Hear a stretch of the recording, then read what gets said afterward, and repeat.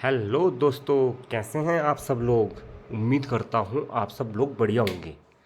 तो दोस्तों, एक सरकार की तरफ से बहुत बड़ी अपडेट निकल के आ रही है। ये जो स्वास्थ्यकर्ता महिला हैं उनके लिए विज्ञप्ति सरकार ने निकाल दी गई है। तो आइए दोस्तों उसी के बारे में बात करते हैं। ये उत्तराखंड चिकित्सा सेवा चयन बोर्ड समूह ग की जो भर्तियां हैं वो निकाली गई हैं सरकार द्वारा। तो ये देखिए, विज्ञापन की प्रकाशन डेट है 1 फरवरी, जो कि 1 फरवरी 2024 बृहस्पतिवार को निकाली गई है। जिसका आवेदन शुरू होगा 13 फरवरी 2024 मंगलवार से स्टार्ट हो जाएगा। तो दोस्तों, जो स्वास्थ्यकर्ता बहुत लंबे समय से इंतज़ार कर रहे थे कि कब स्वास्थ्यकर्ता की जो भर्तियां हैं रिक्त पदों की वो कब निकलेंगी, तो सरकार ने 391 पदों की भर्तियां निकाली हैं समूह ग के तहत। और जो आवेदन शुल्क की अंतिम तिथि रहेगी, ये देखिए 4 मार्च 2024 सोमवार सायं मतलब शाम के 5 बजे तक रहेगी। और जो भुगतान, इसमें जो पैसा जमा किया जाएगा, शुल्क जमा किया जाएगा, अंतिम अंतिम तिथि है 4 मार्च 2024 सोमवार को। तो चलिए इसको डिटेल में जानने की कोशिश करेंगे हम लोग कि दोस्तों, मैं पहले बता देता हूँ आपको जो मेन मेन पॉइंट होंगी वो उनको बताता हूँ। क्योंकि इसमें बहुत वीडियो बहुत लंबी हो जाएगी, क्योंकि ये बहुत बड़े पेज का है। काफ़ी सारे पेजेस हैं इसमें, 12 पेज का है। तो मैं मेन मेन डिटेल बता देता हूँ। तो इसमें सीधे सीधे विभाग ने रिक्तियों का विवरण दे रखा है। तो क्या दे रखा है आइए देखते हैं। इसमें कुल जो संख्या है 391 दे रखी है समूह ग के तहत। और इसमें जो रिक्तियां साफ साफ लिखी हैं घट और बढ़ सकती हैं। तो पदों का देखिए, यहाँ पे देखते हैं नीचे अब क्या क्या है। पहले वेतनमान देखिए, स्वास्थ्य कार्यकर्ताओं को लेवल 3 के अंतर्गत आएगा 21,700 से लेके और 69,100 तक। जिसमें कि अनुसूचित जाति के 17 पद निकाले गए हैं, अनुसूचित जनजाति के 11 पद निकाले गए हैं, अन्य पिछड़ा वर्ग है वो 26 हैं, आर्थिक रूप से कमज़ोर जो कि बीपीएल और अंत्योदय में आ जाते हैं, उनका कार्ड बनना ज़रूरी है तभी वो आर्थिक रूप से कमज़ोर वर्ग में आएंगे। उनकी भर्तियां 38 निकाली गई हैं, उनके पद 38 हैं। और जो सामान्य अनारक्षित है वो 299 और कुल 391।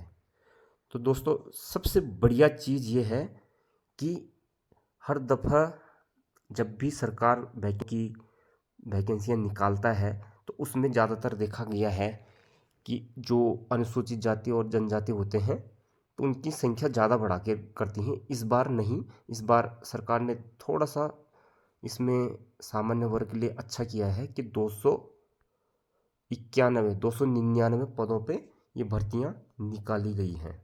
तो चलिए आगे बढ़ते हैं, जिसमें कि जनपदवार जो हैं वो भर्तियां निकाली गई हैं, जनपदवार हैं। जिनमें कि अनुसूचित जनजाति, ये देख लीजिएगा डिटेल में, मैं आपको डिस्क्रिप्शन बॉक्स में भी दे दूंगा ये पीडीएफ, वहाँ से भी डाउनलोड कर सकते हैं। तो कुल पदों के, अब मैं पौड़ी गढ़वाल से बिलोंग करता हूँ। तो पौड़ी गढ़वाल में टोटल जो सामान्य पद हैं वो 51 हैं। और जो आर्थिक रूप से कमज़ोर हैं वो 6 हैं। और अन्य पिछड़ा वर्ग 5, अनुसूचित जनजाति 0 और अनुसूचित जाति हैं वो है 2। तो टोटल जो भर्तियां निकाली गई हैं पौड़ी गढ़वाल में वो 64 यानी कि 64 भर्तियां निकाली गई हैं। तो चलिए आगे बढ़ते हैं। इसमें क्या वेतनमान रहेगा, वेतनमान तो मैंने ऊपर बता दिया है। क्या शैक्षिक योग्यता रहेगी, आयु क्या रहेगी, कैसे आप आवेदन करेंगे, वो सब डिटेल में जानेंगे। तो फिलहाल दोस्तों, इसमें ये बताया गया है कि जो आपने किसी भी हॉस्पिटल या किसी भी वहाँ पे आपने मान्यता प्राप्त 6 महीने का प्रशिक्षण लिया हो, ये 6 माह का प्रशिक्षण आपने वहाँ पे अटैच करवाना है। और दूसरा, अभ्यर्थी नर्सेज एंड मिडवाइज काउंसलिंग में समक्ष रूप से पंजीकृत हो। यानी कि जो ये काउंसलिंग होती है जहाँ पे ये देहरादून में स्थित है, तो वहाँ की काउंसलिंग में पंजीकृत होना आवश्यक है। ये तभी आप इसके लिए अप्लाई कर सकते हो।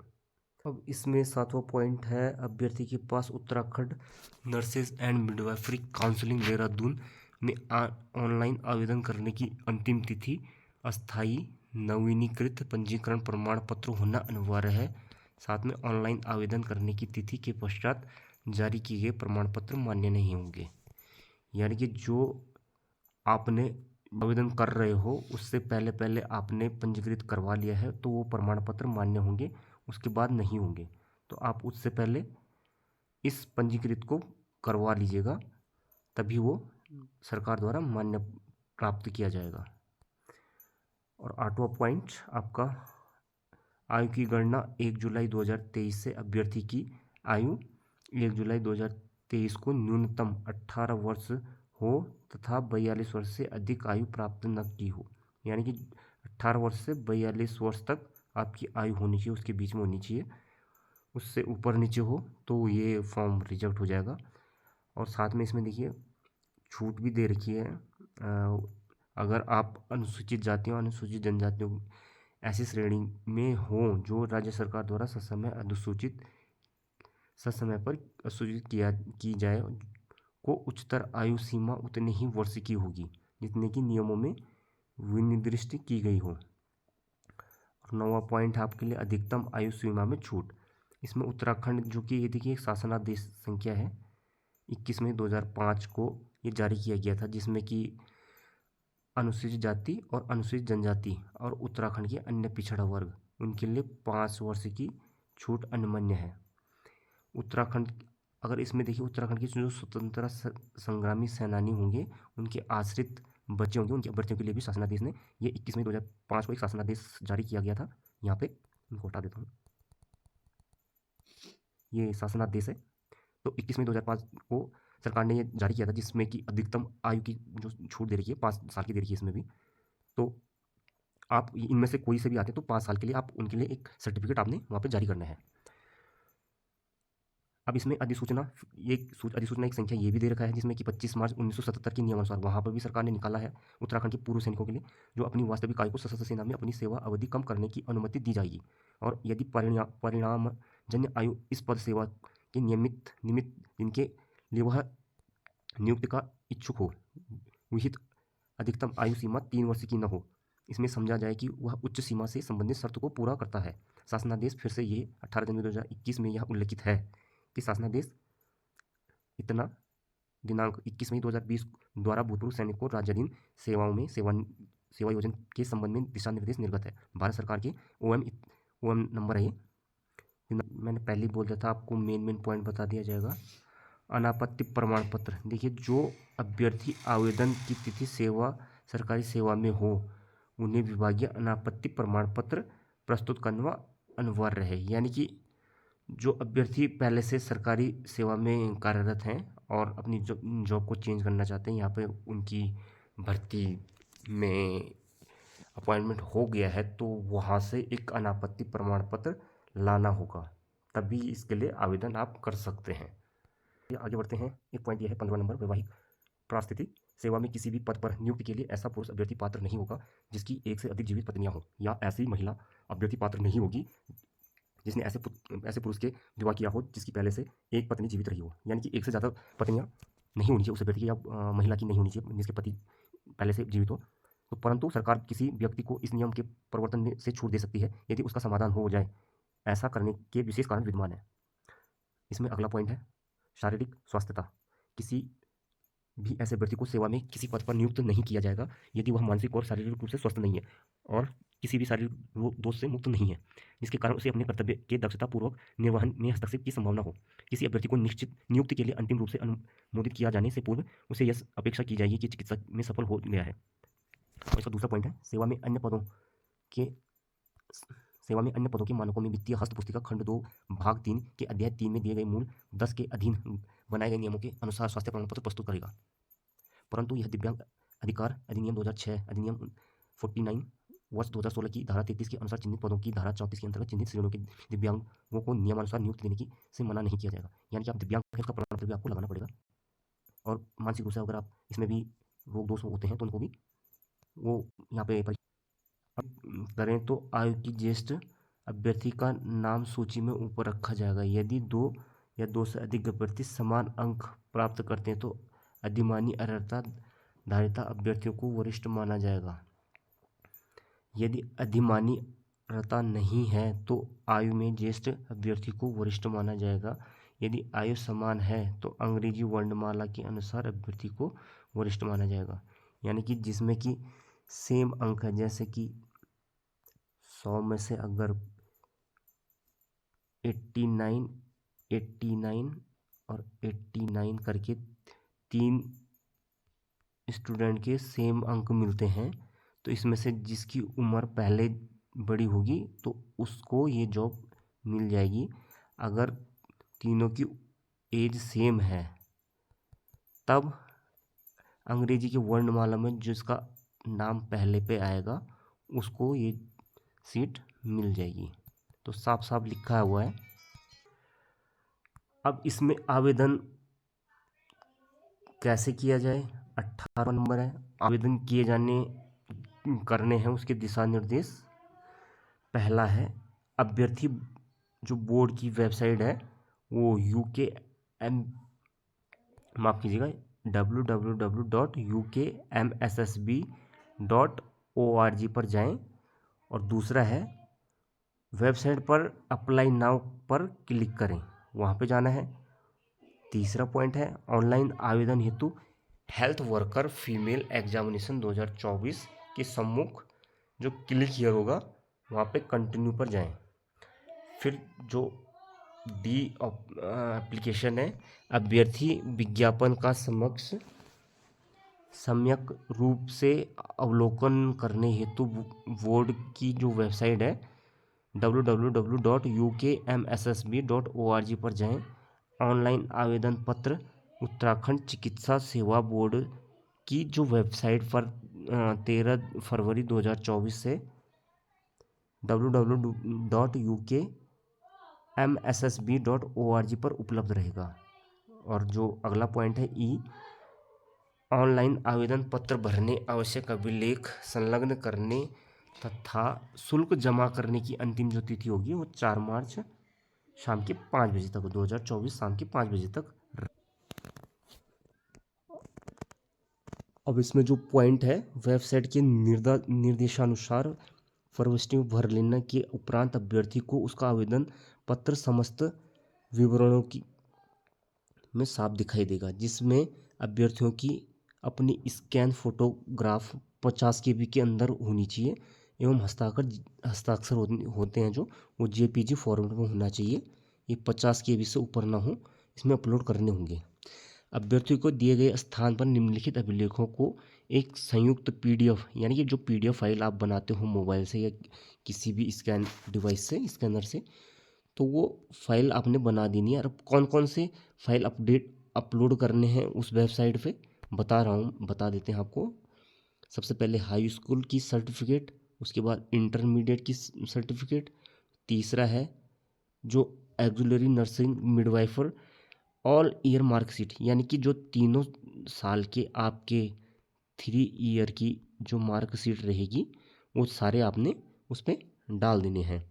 और साथ में एक्जुलरी नर्सिंग की जो पासिंग सर्टिफिकेट हो गई, यानी कि जो सर्टिफिकेट हो गए 3 साल के मिला के, वो आपने भी इसे भी वहाँ पे स्कैन करके PDF बना के वहाँ पे अपलोड कर देना है। और जो 5वां पॉइंट है, Uttarakhand nursing midwifery counselling registration certificate, जिसमें आपने ये सर्टिफिकेट रजिस्ट्रेशन आपने किया होगा। अगर आपका पहले से चल रहा है तो तब आप आगे की साइड का करेंगे। अगर दोबारा से आपने इसको रिन्यू करवाया है, उसके पीछे देखिए आपके पास जो मिडवाइफरी काउंसलिंग रजिस्ट्रेशन सर्टिफिकेट होगा उसके पीछे वो, तो उसके पीछे वो लिख दे रहे हैं, तो उसके पीछे का भी स्कैन करके आपने संलग्न करना है, आगे और पीछे दोनों साइड। और अगर आप SC ST कैटेगरी से आते हैं तो ये करना है, इस पर ये भी भरना है। और सब कैटेगरी इसका सर्टिफिकेट लगाना है, सब कैटेगरी इसका भी लगा देना है। अगर एक्समैन कोई आर्मी से है उसका भी लगाना है। 8वां है डोमिसाइल उत्तराखंड, जो कि जिसके पास का जो सर्टिफिकेट जो एनसीसी में, उसमें भी छूट प्रावधान है, उसमें भी छूट कुछ मिलता है एनसीसी का, तो उसको भी लगा सकते हैं आप। तो दोस्तों वैसे तो ये जिन पे स्टार स्टार हैं, ये आपने देने ही देने हैं, इतने डॉक्यूमेंट आपने लगाने ही लगाने हैं वेबसाइट पे। जिन पे खासकर स्टार हैं ये मस्ट है। अगर ये पॉइंट नंबर 6 से आपके पास कोई भी डॉक्यूमेंट नहीं है तो ये ज़रूरी नहीं है, ऑप्शनल नहीं है, ये इतने ज़रूरी नहीं है जितने कि ये स्टार वाले हैं। इनको भरना ही भरना है, आपने इसमें अपलोड करना ही करना है। यहाँ पे भी लिखा हुआ है, देखिए, क्रमशः 1 2 3 4 5 पर अंकित दस्तावेज अपलोड किया जाना अनिवार्य है। यदि अभ्यर्थी के पास क्रम संख्या 6 7 8 9 से संबंधित दस्तावेज हैं तो ऐसे दस्तावेज भी संलग्न किया जाना अनिवार्य होगा। अगर हैं तो तब जाके, नगर नहीं है तो कोई दिक्कत नहीं है। अगर वो इन पे अपना दावा करता है 6 7 8 9 तो तभी लगाएं उस सर्टिफिकेट को, उसके लिए अनिवार्य है। जिसके लिए जो अनिवार्य नहीं है तो वो ज़रूरी नहीं है। आप अगर टेरिटोरियल आर्मी सर्टिफिकेट नहीं है, आपने उसमें हिस्सा नहीं लिया है, तो आप नहीं लगा सकते उसको, क्योंकि आपके पास है ही नहीं, तो आप उसको नहीं, उसको वो अनिवार्य आपके लिए नहीं है। जिनके पास है, जिन्होंने किया हुआ है, जिनको ज़रूरत है, वो उनको लगाना ही लगाना पड़ेगा।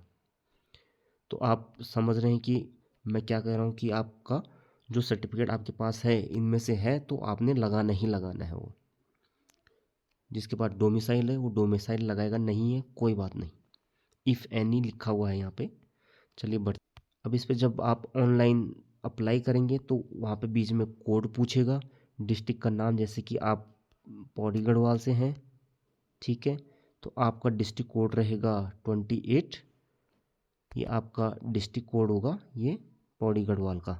ऐसे ही अपने अपने ज़िलों का आप डिस्ट्रिक्ट कोड देख सकते हैं और भर सकते हैं।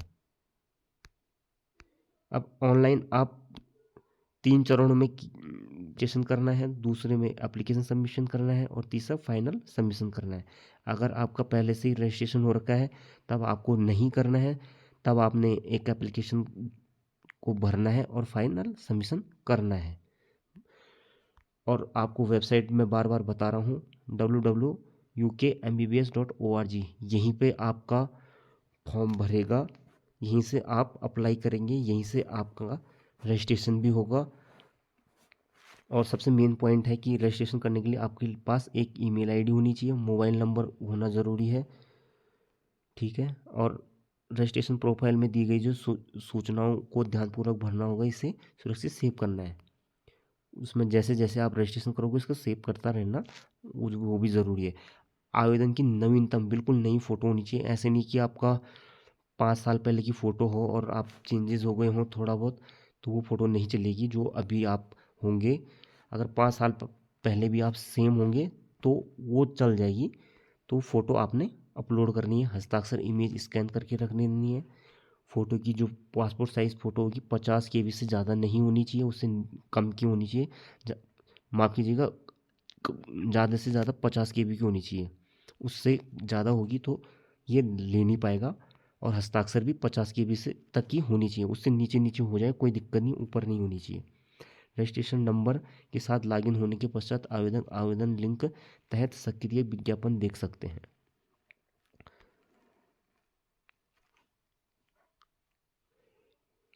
रजिस्ट्रेशन फॉर्म आवेदक की योग्यता विज्ञापन में लिखित आवश्यक पात्रता मानदंडों से मिलान करता है। यदि आवेदक पात्रता को पूरा नहीं करता तो अयोग्यता का उचित संदेश ऑनलाइन पोर्टल द्वारा प्रकाशित किया जाता है। ऐसे में अभ्यर्थी योग्यता धारित करते हैं तो उन्हें पहले रजिस्ट्रेशन फॉर्म में संशोधित करना होगा। अगर वो अपनी योग्यता विज्ञापन लिखित पात्रता मानदंडों से मिलान करता है और वो पूरा नहीं होता है तो रजिस्ट्रेशन में संशोधन करना पड़ेगा आपको। तो वहाँ पे जाके आप उस वेबसाइट पर जाके आप वो सब कर सकते हैं। केवल शर्तों को पूरा करने वाले अभ्यर्थियों को आवेदन पोर्टल पर स्वीकार किए जाएंगे। अगर जितनी भी आपके पास वो कंडीशन रखी गई हैं जो विज्ञप्ति के शुरुआत में आयोग ने जो शर्तें मांगी गई हैं उनको पूरा किया हो तो तभी आप उनको आगे बढ़ सकते हैं। लास्ट में आवेदन सबमिट होने के बाद शुल्क जमा करने पर आवेदन बदलाव नहीं। एक बार आप शुल्क जमा कर देंगे तो ये सबमिट उसमें आप संशोधित नहीं कर पाएंगे। शुल्क कैसा रहेगा? ऑनलाइन आवेदन भरने के लिए अभ्यर्थी सर्वप्रथम रजिस्ट्रेशन करना होगा। वही बार बार मैं कह रहा हूँ कि रजिस्ट्रेशन करना ज़रूरी है। उसके बाद ही आप आवेदन के पश्चात नेट बैंकिंग, डेबिट कार्ड या क्रेडिट कार्ड से आप शुल्क जमा कर सकते हैं। अगर आपके पास नेट बैंकिंग है वहाँ से कर सकते हैं। डेबिट कार्ड सभी के पास होता है लगभग, आप वहाँ से जमा कर सकते हैं। क्रेडिट कार्ड जिनके पास होगा वो यहाँ से भी कर सकते हैं।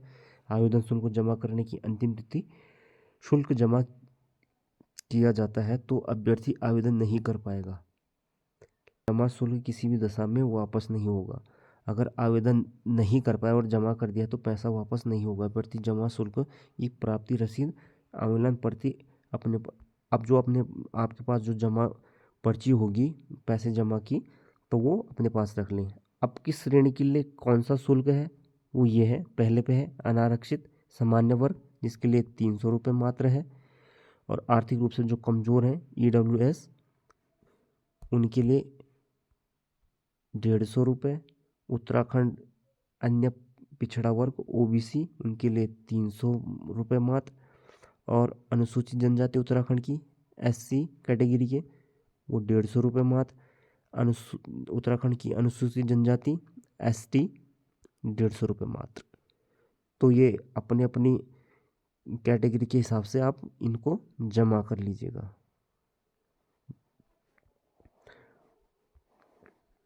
बाकी दोस्तों आप डिटेल में इसे पढ़ना हो तो मैं आपको PDF दे दूंगा डिस्क्रिप्शन बॉक्स पे, आप वहाँ से इसे डाउनलोड कर लीजिएगा और वहाँ से देख लीजिएगा। तो दोस्तों ये वीडियो लंबी हो जाएगी इसलिए मैं पूरा वो बता नहीं रहा हूँ आपको। तो दोस्तों लास्ट में मैं बता देता हूँ, ये लास्ट पेज है। यदि किसी अभ्यर्थी को ऑनलाइन आवेदन करने से कोई प्रवेश पत्र डाउनलोड होने तक की तकनीकी समस्या आती है तो वह इन समस्याओं को निवारण हेतु बोर्ड में ईमेल इस पे आप ईमेल कर सकते हैं, या फिर दूरभाष नंबर है, ये फ़ोन नंबर है 0135 26 65 366 पर संपर्क कर सकते हैं। अगर कोई भी दिक्कत आती है किसी भी चीज़ में तो यहाँ कर सकते हैं आप। अभिलेखों सत्यापन जो होगी वो मई जून 2024 में आयोजित किया जाना प्रस्तावित है। और किनके द्वारा? ये प्रोफेसर जुयाल, विजय जुयाल जी हैं जो परीक्षा नियंत्रक उत्तराखंड चिकित्सा सेवा चयन बोर्ड देहरादून, वहाँ से इन्होंने ये विज्ञप्ति को दे रखा है, इन्होंने ये विज्ञप्ति निकाली है। तो दोस्तों इस वीडियो को देखने के लिए बहुत बहुत धन्यवाद।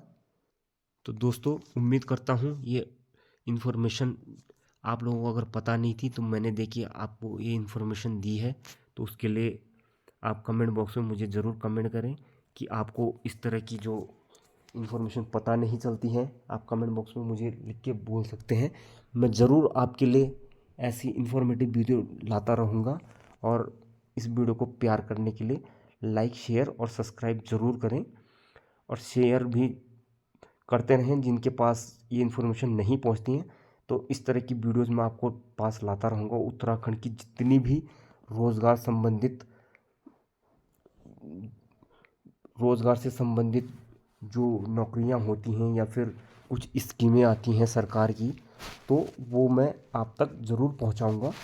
बस चैनल को आप अगर शेयर और सब्सक्राइब करेंगे तो, और एक लाइक तो इस वीडियो के लिए बनता ही है दोस्तों। बाकी आप डिटेल में जानेंगे तो डिस्क्रिप्शन बॉक्स में मैं ये PDF को अपलोड कर रहा हूँ, वहाँ से आप डाउनलोड कर लीजिएगा। तब तक के लिए बहुत बहुत धन्यवाद और शुक्रिया।